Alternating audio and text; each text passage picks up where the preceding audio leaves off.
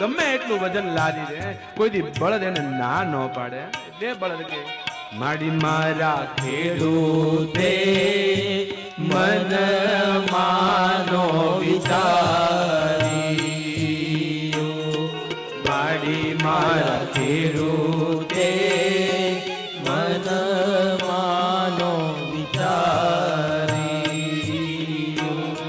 માડી મને ઉપડાવ્યા એને અણ તોલ્યા ભાર રે ગવતરી માતા તમારા ગોધાને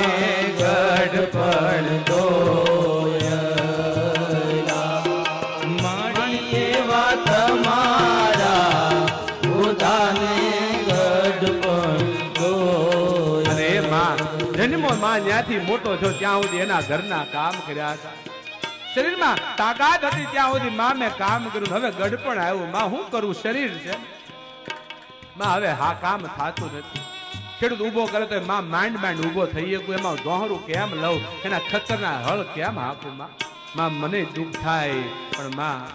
સ્વાર્થી ખેડૂતે મને રઝળતો કર્યો કામ કરતો બંધ થઈ ગયો અને મને રઝળતો ક્યારેક વિચાર કરજો તમે 60 65 70 વર્ષના થાઓ અને તમારા છોકરા ઘરની બહાર એમને કાઢી મૂકશે શું હાલત થાય તમે આ હાલત આજ બળદની થઈ બાપ સ્વાર્થી ખેડૂતો એમ કહેવાય ગઢો થાય હાલી નહીં કે એટલે છૂટો મૂકી દીધો કેવડો કાળો કેર કર્યો છે બળદ ઉપર આ ગાય તો ક્યાંક મોઢું મારીને ખાઈ લે બાપ બળદમાં એ સંસ્કાર છે કોઈની ગમે ત્યાં મોઢું મારીને નહીં ખાય બળદ કોઈની વાટ નહીં ઠેકે કોઈના તાર જાપો નહીં ભાંગે એને ખિલ્લે આપો ને એટલું જ બળદ ખાઈ શકતો હોય છે બાપ એને સંસ્કારી આપ્યા છે એને ખબર છે કે મારી માં તો જગ જનની છે મારાથી જ્યાં ત્યાં મોઢું ન મરાય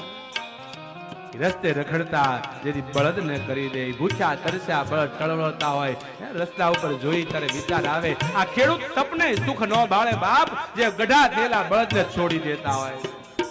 ગાય ને બળદ ફરિયાદ કરે માં